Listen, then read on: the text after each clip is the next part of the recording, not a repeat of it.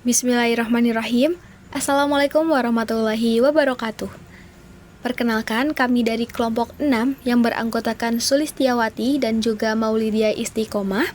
Di sini kami akan menjelaskan terkait interval dan titik kumpul. Simak video selanjutnya. Yang pertama yang akan dibahas itu mengenai pendahuluan. Daerah yang dibatasi oleh dua bilangan real yang berbeda seringkali dinyatakan sebagai himpunan. Jadi, kalau kita punya dua bilangan real, misalkan A dan B, maka semua bilangan yang berada di antara A dan B ini bisa dikumpulkan dan dinyatakan sebagai suatu himpunan, atau disebut juga dengan kumpulan elemen. Yang kedua, himpunan untuk bilangan real dapat pula dinyatakan dengan interval. Nah, contohnya, semua bilangan antara 2 dan 5 itu bisa ditulis sebagai interval dalam kurung 2,5 atau kurung siku 2,5. Itu tergantung apakah batasnya itu termasuk atau tidak. Nah, yang ketiga, titik kumpul merupakan titik di mana di sekitarnya ada banyak titik lain yang dekat dengan dirinya. Jadi, titik ini tuh titik yang selalu didekati oleh elemen-elemen dari himpunan. Jadi tidak peduli seberapa kecil daerah di sekitarnya, itu akan selalu ada elemen lain di himpunan tersebut yang berada di daerah itu. Nah, titik ini dinamakan juga dengan titik limit. Selanjutnya adalah interval, di mana interval adalah urutan pada bilangan real yang ditentukan oleh koleksi bilangan asli n subset R. Jadi, batas pada interval adalah bilangan asli n subset R. Oke, jika A dan B adalah himpunan bilangan real dengan nilai A kurang dari B, maka interval terbuka, di mana interval terbuka dari batas A sampai B itu dinotasikan dengan menggunakan tanda kurung biasa. Jadi, kalau dipahami dalam bentuk himpunan, maka interval terbuka A sampai B adalah himpunan X elemen bilangan real sedemikian sehingga X lebih dari A dan X kurang dari B, di mana A dan B tersebut adalah endpoint dari interval atau titik ujung dari interval. Akan tetapi, dalam interval terbuka tidak termuat nilai A dan B tersebut. Oke, jadi jika kedua endpoint digabungkan pada open interval atau pada interval terbuka, maka akan diperoleh closed interval atau interval tertutup.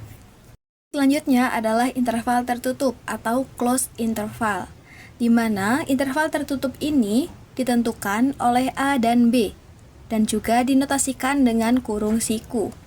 Jadi, kalau dipahami dalam bentuk himpunan, maka interval tertutup A sampai B adalah himpunan X elemen bilangan real sedemikian sehingga X lebih dari atau sama dengan A dan X kurang dari atau sama dengan B. Nah, yang membedakan dengan interval terbuka yaitu tanda pertidaksamaannya. Teman-teman bisa melihat kalau interval terbuka itu pertidaksamaannya tidak menggunakan sama dengan. Akan tetapi, kalau interval tertutup itu menggunakan pertidaksamaan sama dengan. Selanjutnya, yang ketiga dan yang keempat adalah interval setengah terbuka atau half open dan interval setengah tertutup atau half closed. Nah, di sini untuk memahami interval setengah terbuka dan interval setengah tertutup, teman-teman harus memahami terlebih dahulu interval terbuka dan interval tertutup yang saya sudah jelaskan sebelumnya. Oke, jadi kalau dipahami dalam bentuk himpunan, maka interval setengah terbuka dari A sampai B adalah himpunan X elemen bilangan real sedemikian sehingga X lebih dari atau sama dengan A dan X kurang dari B. Nah, begitupun dengan interval setengah tertutup. Jika kita pahami dalam bentuk himpunan, maka interval setengah tertutup dari A sampai B adalah himpunan X elemen bilangan real sedemikian sehingga X lebih dari A dan X kurang dari atau sama dengan B. Nah, di mana 4 interval yang tadi saya sudah sebutkan semuanya itu mempunyai batas, yaitu batas bawah A dan juga batas bawah yaitu B. Dan keempatnya mempunyai panjang interval yang didefinisikan dengan B min A, atau batas atas dikurangi batas bawah. Dan di sini, jika A sama dengan B, maka korespondensi dari interval terbukanya untuk A sampai dengan batas B bisa dituliskan menjadi interval terbuka dari A sampai A, sehingga nilai korespondensinya adalah himpunan kosong, karena A tidak termuat pada interval tersebut. Dan untuk interval tertutupnya, dari A sampai A berkorespondensi nilai dari kedua batas itu, di mana nilai dari kedua batas itu adalah A sebagai elemennya, karena A termuat pada interval tersebut. Selanjutnya, kalau tadi adalah interval terbatas, sekarang adalah interval tak terbatas, di mana interval tak terbatas ini ada 5. Kalau kita pahami dalam bentuk himpunan, yaitu yang pertama, interval terbuka yang dibatasi dari A sampai positif tak hingga adalah himpunan X elemen bilangan real sedemikian sehingga X lebih dari A. Dan yang kedua, yaitu interval terbuka yang dibatasi dari negatif tak hingga sampai B adalah himpunan X elemen bilangan real sedemikian sehingga X kurang dari B. Yang ketiga adalah interval setengah terbuka yang dibatasi dari A sampai positif tak hingga adalah himpunan X elemen bilangan real sedemikian sehingga X lebih dari sama dengan A. Yang keempat adalah interval setengah tertutup yang dibatasi dari negatif tak hingga sampai B adalah himpunan X elemen bilangan real sedemikian sehingga X kurang dari atau sama dengan B. Yang terakhir adalah interval terbuka yang dibatasi dari negatif tak hingga sampai tak hingga, di mana anggotanya adalah himpunan bilangan real. Nah, di sini terdapat catatan bahwa negatif tak hingga dan tak hingga adalah bukan elemen dari bilangan real. Nah, maka dari itu, pada nomor 5 itu menggunakan kurung biasa, bukan kurung siku, karena negatif tak hingga dan tak hingganya itu tidak termasuk elemen bilangan real. Oke, kita lihat di teorema 7.1 mengenai karakteristik interval. Jika S subset dari R memuat paling sedikit 2 titik dan mempunyai sifat 1, yaitu jika X dan Y 2 titik ini itu elemen dari S dan X-nya ini kurang dari Y atau Y-nya ini lebih dari X, maka interval tertutup X sampai Y itu subsetnya S. Nah, jika sifat ini terpenuhi, maka S ini adalah interval. Nah, kita lihat di sini, buktinya ada 4 kasus. Untuk pembuktiannya itu ada 4 kasus. Yang pertama, S terbatas, yang artinya S-nya itu terbatasnya ke atas dan juga terbatas ke bawah. Nah, yang kedua, S-nya terbatas ke atas tetapi tidak ke bawah. Nah, yang ketiga, S-nya terbatas ke bawah tapi tidak ke atas. Dan yang terakhir, S-nya tidak terbatas ke atas maupun ke bawah. Oke, langsung saja kita lihat ke kasus yang pertama. Untuk pembuktian S terbatas ke atas maupun ke bawah. Nah, karena kita tahu S-nya ini himpunan terbatas ke atas dan ke bawah, maka kita bisa misalkan A-nya itu adalah infimum S dan B-nya itu supremum S. Nah, maka S adalah subset dari interval tertutup batas A sampai B. Nah, akan ditanyakan interval terbuka batas A sampai B itu subset dari S. Nah, yang pertama, kita dimulai dari pengambilan variabel Z yang terletak di antara batas A sampai B. Nah, jika A-nya itu kurang dari Z kurang dari B, maka Z-nya itu bukan batas bawah S, karena ada bilangan A di sini yang terkecil. Jadi, ada X, elemen dari S, sedemikian sehingga X-nya itu lebih kecil dari Z. Nah, juga Z-nya ini bukan batas atas S, karena ada yang lebih besar dari Z. Jadi, ada Y elemen dari S, sedemikian sehingga Z-nya itu lebih kecil dari Y. Nah, sehingga kita ketahui Z-nya itu adalah elemen dari interval tertutup A sampai B. Karena Z ini di antara X dan Y yang tadi. Nah, akibatnya Z-nya itu adalah elemen dari S. Karena Z-nya ini elemen dari interval terbuka A sampai B, nah maka kita simpulkan interval terbuka dari A sampai B itu adalah subset dari S. Nah, sehingga kita ketahui di sini ada 4 kemungkinan. Yang pertama, jika A elemen S dan B elemen S, maka S adalah interval tertutup A sampai B. Nah, yang kedua, jika A bukan elemen dari S dan B-nya itu bukan elemen dari S juga, maka S ini adalah interval terbuka A sampai B. Nah, kemungkinan lainnya itu yang pertama, S-nya itu A sampai B dengan A-nya itu bukan elemen, dan B-nya itu adalah elemen dari S. Dan yang keempat, S-nya itu adalah A sampai B, dengan A-nya itu adalah elemen, dan B-nya itu adalah bukan elemen. Oke, kita lanjut ke kasus 2. Nah, kasus 2 ini terbatas ke atasnya saja, jadi tidak terbatas ke bawah. Nah, maka kita bisa misalkan B-nya itu adalah suprimum dari S. Nah, hanya B saja yang suprimum dari S karena cuma terbatas ke atas gitu. Jadi cuma ada satu. Nah, maka S-nya itu adalah subset dari minta hingga sampai B. Nah, kita tahu di sini ini adalah interval tertutup.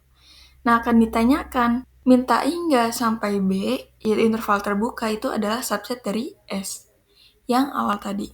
Nah, karena hanya satu batas, maka jika Z itu kurang dari B, maka Z itu bukan batas atas, yang artinya ada 2 titik X dan Y itu elemen dari S, sedemikian sehingga Z-nya itu adalah elemen X sampai Y.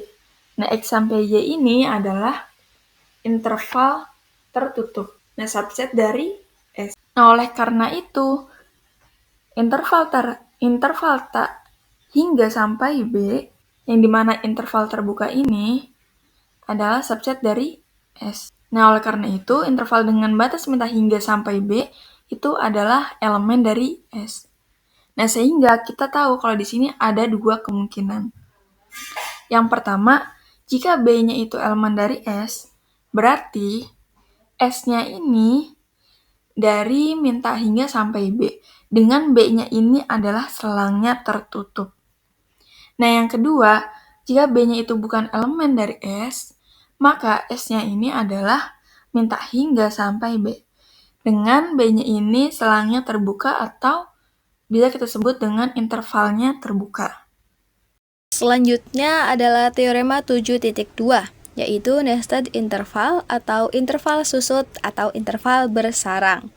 Nah, suatu barisan atau interval IN dengan N adalah elemen bilangan N adalah interval susut jika memenuhi I1 superset I2 superset dari I3 hingga IN superset dari IN plus 1 dan seterusnya.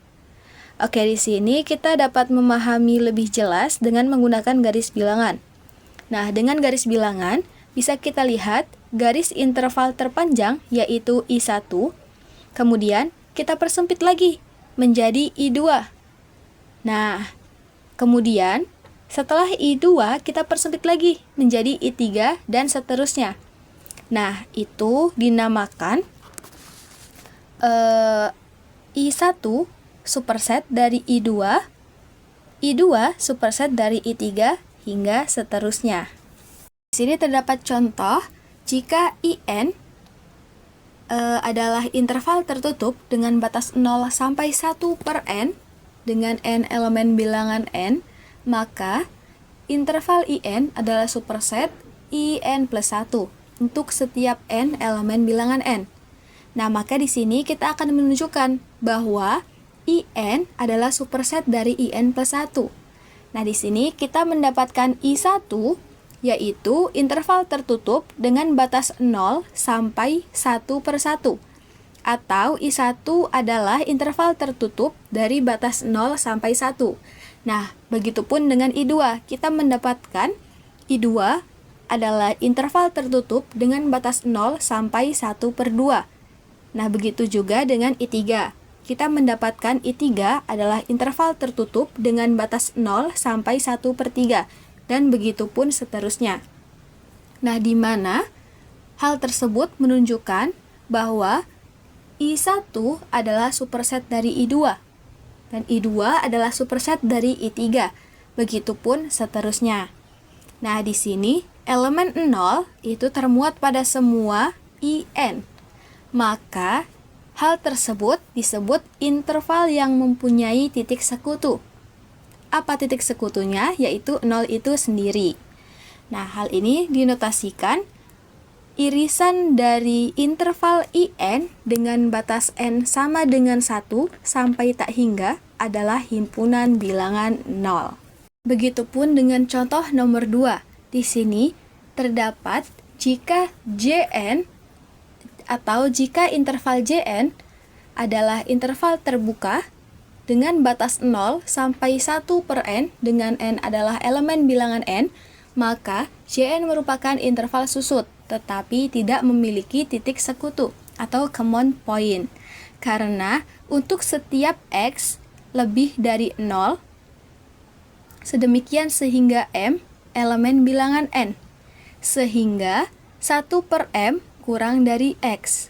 Jadi, x bukan elemen dari Jn, atau kita bisa notasikan dengan irisan dari interval Jn dengan batas n sama dengan 1 sampai tak hingga adalah bukan himpunan bilangan 0, karena ini adalah interval terbuka dan 0 itu tidak berada pada setiap interval sampai interval IN. Sama halnya untuk nomor 3, yaitu interval Kn, interval terbuka dengan batas n sampai tak hingga, dengan n adalah elemen bilangan n, adalah interval susut tetapi tidak mempunyai titik sekutu. Karena di sini interval Kn tersebut adalah interval terbuka. Oke, kita lanjut ke aksioma 7.3 mengenai sifat nested interval.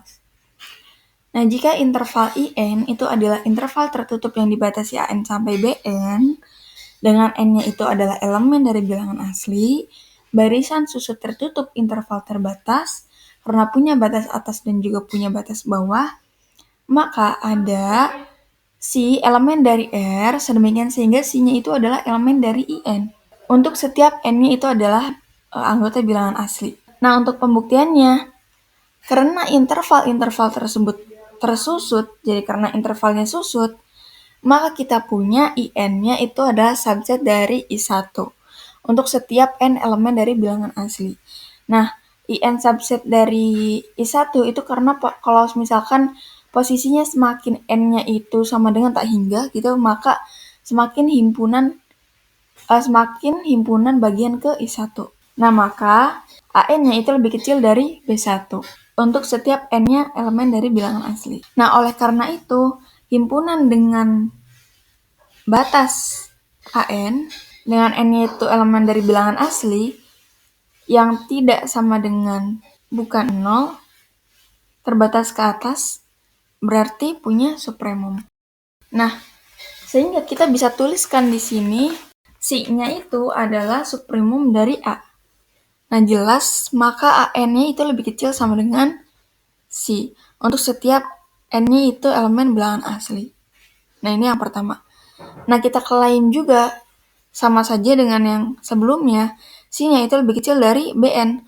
Untuk setiap N-nya itu adalah elemen dari bilangan asli dengan menunjukkan Bn itu batas atas dari AK dengan K-nya itu adalah elemen dari bilangan asli. Nah, sehingga kita pertimbangkan dua kasus di sini. Kasus yang pertama, jika N-nya itu kurang dari sama dengan K, maka IN-nya itu adalah superset dari IK. Maka kita punya AK-nya itu lebih kecil sama dengan BK, lebih kecil sama dengan BN.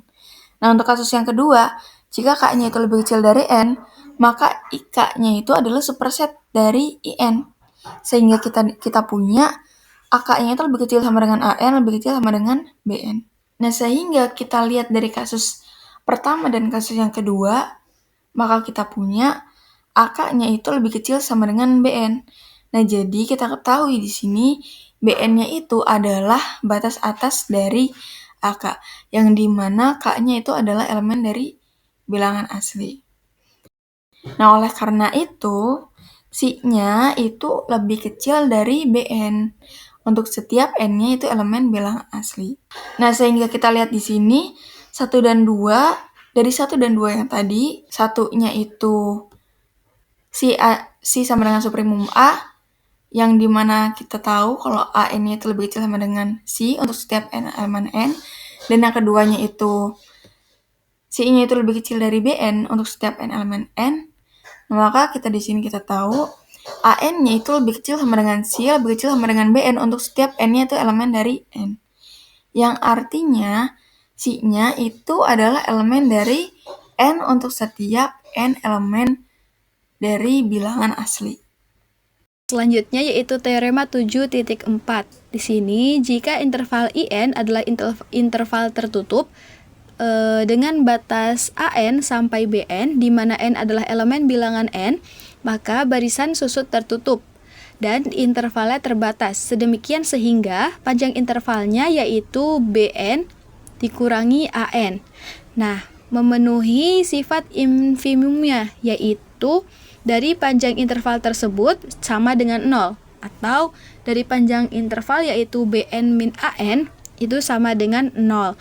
Maka Si adalah elemen dari IN yang tadi sudah ditunjukkan yaitu tunggal. Oke, di sini untuk menunjukkan ketunggalannya, maka kita bisa menggunakan variabel pembanding. Di sini kita menggunakan simbol eta. Di sini, jika eta adalah infimum dari BN, maka dengan cara yang sama pada teorema sebelumnya yang dijelaskan oleh teman saya, pada teorema 7.3 diperoleh AN kurang dari atau sama dengan eta, maka eta adalah batas atas dari AN.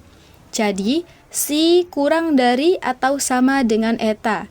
Nah, kembali ke yang tadi sudah diketahui, jika infimum dari panjang intervalnya yaitu BN dikurangi AN sama dengan 0, maka untuk setiap epsilon yang lebih dari 0 atau epsilonnya positif, maka terdapat atau ada bilangan asli N sedemikian sehingga 0 tersebut kurang dari atau sama dengan eta min Si, di mana eta min Si kurang dari atau sama dengan BM min AM kurang dari epsilon. Kemudian berdasarkan teorema yaitu eta min Si sama dengan 0 dengan menggunakan aljabar, di mana kita bisa menambahkan kedua ruas dengan Si, maka akan menghasilkan eta sama dengan Si. Jadi, eta sama dengan Si atau Si sama dengan eta yang merupakan elemen dari IN. Untuk setiap N adalah elemen bilangan N, di mana bisa dilihat bahwa nilai Si dan eta itu sama, maka dapat disebut tunggal. Selanjutnya di 7.5 mengenai cluster point. Misalkan A itu adalah subset dari bilangan real, yaitu sebuah titik C elemen dari R ialah titik cluster dari A. Jika untuk setiap epsilon lebih dari 0, itu ada paling sedikit satu titik X elemen dari A.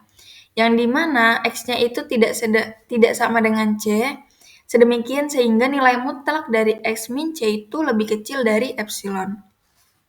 Nah, dengan kata lain, sebuah titik C elemen dari R itu adalah titik cluster dari A jika setiap persekitaran V epsilon dari C ini itu adalah interval terbuka dengan batasnya itu C min epsilon sampai C plus epsilon, yang memuat paling sedikit satu titik dari A yang berbeda dengan C. Nah, untuk memenuhi definisi ini, kita menggunakan yang pertama itu irisan dari persekitaran titik cluster diiriskan dengan himpunan A, lalu dikurangi dengan cluster C. Jadi V epsilon C ini itu diiriskan dengan A, lalu dikurangi dengan klaster C, yang kurung kurawal ini, itu sama dengan bukan himpunan kosong. Nah, kalau misalkan ini itu bisa dibuktikan, maka C ini adalah titik klaster. Nah, yang kedua, V epsilon dari C itu dikurangi dengan klaster C, lalu baru diiriskan dengan A, tidak sama dengan 0. Jadi, bisa yang pertama atau yang kedua. Jadi yang kedua ini mengurangkan persekitaran itu dengan klaster dulu, baru diiriskan dengan himpunan A-nya. Nah, sehingga hasilnya itu tidak sama dengan himpunan kosong. Nah, kalau bisa dibuktikan, maka C-nya ini adalah titik klaster dan ditulisnya dengan A aksen. Langsung saja kita lihat di contohnya. Contoh yang pertama, diberikan S itu adalah interval dari 0 sampai 2. Apakah 0 itu titik klaster dari S? Nah, untuk menjawabnya, kita ambil epsilonnya itu lebih dari 0. Epsilon lebih dari 0 ini karena dari definisi gitu ya. Jadi, epsilon lebih dari 0 sembarang. Maka, persekitaran V epsilon dari 0 atau klaster 0 itu adalah interval terbuka dengan batasnya 0 min epsilon sampai 0 plus epsilon. Nah, sehingga dihasilkan interval terbuka dengan batas min epsilon sampai epsilon. Nah, dengan menggunakan teorema densitas, maka 0 ini adalah titik klaster dari S. Dan 0 ini bukan elemen dari S. Kenapa bukan elemen dari S? Itu karena intervalnya terbuka ya, jadi bukan elemen dari S. Nah, demikian juga setengah ini adalah titik klaster dari S, dan setengah itu adalah elemen dari S. Nah, setengah, kalau ini kan setengahnya elemen dari S itu karena batas yang tadi intervalnya itu kan 0 sampai 2 ya, jadi setengah ini termasuk gitu. Lalu yang kedua, contoh yang kedua, diberikan A itu adalah elemen 1 dan 2, apakah 1 itu titik klaster dari A? Nah, kalau yang terlihat itu hanya 2 titik dari suatu himpunan A, maka kita bisa pastikan itu bukan titik klaster. Nah, maka kita gunakan cari persekitaran dahulu, lalu kita ambil epsilon permisalan tertentu. Nah, misalnya setengah. Pokoknya yang penting lebih dari 0 aja. Jadi kita misalkan nih ambil epsilonnya itu setengah, maka V epsilon 1 sama dengan interval terbuka 1 min setengah, 1 plus setengah.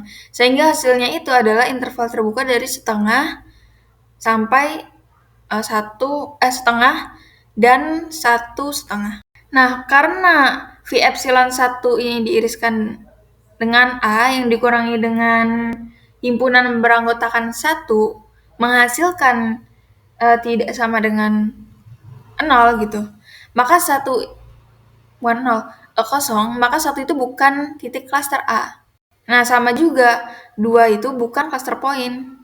Karena kalau kita lihat A ini nggak punya titik cluster. Selanjutnya yaitu lemma 7.6. Di sini, jika S adalah interval terbuka dari batas A sampai B, maka S aksen atau titik klasternya adalah interval tertutup dari batas A sampai B. Di sini kita buktikan, yaitu ambil sembarang epsilon positif atau epsilon yang lebih dari 0, maka kita tunjukkan secara satu persatu. Nah, di sini yang pertama, untuk X adalah elemen dari interval terbuka A sampai B, maka kita uji himpunan S tersebut diiriskan dengan persekitarannya, kemudian dikurangi dengan titik klaster yang dimaksud. Oke, di sini kita akan mengetahui apakah ada elemen hasilnya ataukah himpunannya kosong. Maka kita akan menggunakan garis bilangan di mana pada garis tersebut bisa teman-teman lihat terdapat interval A sampai B yang di dalamnya termuat X. Maka di persekitaran X tersebut terdapat X min epsilon dan X plus epsilon. Nah, itu menunjukkan bahwa X adalah titik klaster dari himpunan S. Karena di mana X itu kita ambil sebarang, maka hal tersebut berlaku untuk setiap A sampai B, di mana A sampai B itu merupakan elemen dari S aksen. Selanjutnya yaitu untuk X sama dengan A, di mana daerah persekitaran dari A yaitu terdapat A min epsilon sampai dengan A plus epsilon. Nah, ketika dikurangi dengan irisan A, maka masih terdapat irisan yang lain, yaitu dari A sampai dengan A plus epsilon. Nah, hal tersebut menunjukkan bahwa A tersebut merupakan elemen dari S aksen, yang berarti S aksen tersebut bukan himpunan kosong. Selanjutnya yaitu untuk X sama dengan B, di mana untuk X sama dengan B ini sama seperti X sama dengan A, maka kita bisa memposisikan X tersebut tepat berada di posisi B. Maka daerah persekitaran dari B adalah interval terbuka dari B min epsilon sampai B plus epsilon. Maka ketika dikurangi dengan irisan B, masih terdapat irisan yang lain. Hal tersebut menunjukkan bahwa B juga merupakan elemen dari S aksen. Atau hal tersebut berarti bahwa S aksen bukan himpunan kosong. Nah, dari pernyataan 1, 2, dan 3 tersebut diperoleh interval tertutup dari batas A sampai batas B adalah elemen dari S aksen. Nah, selanjutnya kita akan membuktikan bahwa selainnya dari itu adalah bukan elemen dari S aksen. Selanjutnya yaitu untuk X sama dengan A, di mana daerah persekitaran dari A yaitu terdapat A min epsilon sampai dengan A plus epsilon. Nah, ketika dikurangi dengan irisan A, maka masih terdapat irisan yang lain, yaitu dari A sampai dengan A plus epsilon. Nah, hal tersebut menunjukkan bahwa A tersebut merupakan elemen dari S aksen, yang berarti S aksen tersebut bukan himpunan kosong. Nah, selanjutnya kita ambil X kurang dari A, maka ada epsilon 0 yang lebih dari 0, sedemikian sehingga irisan S dengan daerah persekitarannya adalah himpunan kosong. Nah, di sini karena X berada di sebelah kiri A, yang berarti X itu kurang dari A, maka tidak ada irisan, sehingga irisannya yaitu himpunan kosong, yang berarti X itu bukan elemen dari S aksen. Nah, selanjutnya yaitu kita ambil X lebih dari B. Jadi dengan perlakuan yang sama seperti tadi, maka dapat disimpulkan bahwa tidak ada irisan, sehingga irisannya juga merupakan himpunan kosong, yang berarti X tersebut bukan elemen dari S aksen. Nah, jadi berdasarkan pernyataan 4, 5, dan 6, maka S aksen adalah interval tertutup dari batas A sampai B. Oke, selanjutnya di sini terdapat contoh jika S adalah himpunan berhingga, maka S aksen adalah himpunan kosong. Nah, di sini kita akan membuktikan yaitu misalkan S adalah S1, S2, S3 hingga Sn, maka di sini kita andaikan S aksen tersebut adalah bukan himpunan kosong. Maka kita akan membuktikannya dengan kontradiksi ya.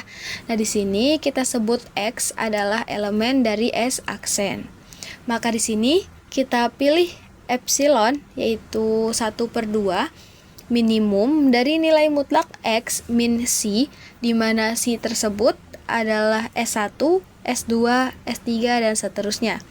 Maka S irisan dengan persekitarannya adalah himpunan kosong. Nah, hal tersebut kontradiksi dengan X adalah elemen dari S aksen. Jadi haruslah S aksen itu adalah himpunan kosong. Selanjutnya, teorema 7.7 mengenai Bolzano-Weierstrass. Nah, di sini S itu adalah subset dari R yang tak berhingga dan terbatas selalu memiliki titik kumpul. Jadi, maksudnya itu jika S-nya itu adalah subset dari himpunan bilangan real, yang dimana ini tuh tak hingga dan terbatas, nah maka selalu ada titik kumpul atau cluster point yang ada di dalam S. Nah, karena himpunan S-nya ini terbatas, berarti kita bisa menutupinya itu dalam sebuah interval tertutup. yaitu berarti I1 sama dengan interval tertutup yang dibatasi oleh A1 sampai B1. Nah, dengan panjang intervalnya, kita sebut saja dengan L. Li1 itu sama dengan B1 min A1. Nah, yang artinya kita mulai dengan interval yang mengandung semua elemen dari S. Nah, setelah itu, kita bagi interval I1 ini yang interval tertutup yang dibatasi oleh A1 sampai B1 ini dibagi menjadi dua bagian yang sama panjang. Nah, sehingga kita dapatkan intervalnya itu adalah A1 sampai A1 plus B1 per 2 dan A1 plus B1 per 2 sampai B1. Jadi, interval ini dipotong di tengah-tengahnya gitu. Nah, selanjutnya, karena S-nya itu tak berhingga, maka salah satu dari dua bagian tadi pasti memuat tak hingga anggota dari S. Nah, berarti kita pilih yang memuat tak hingga anggota itu, misalnya nih, kita makainya I2.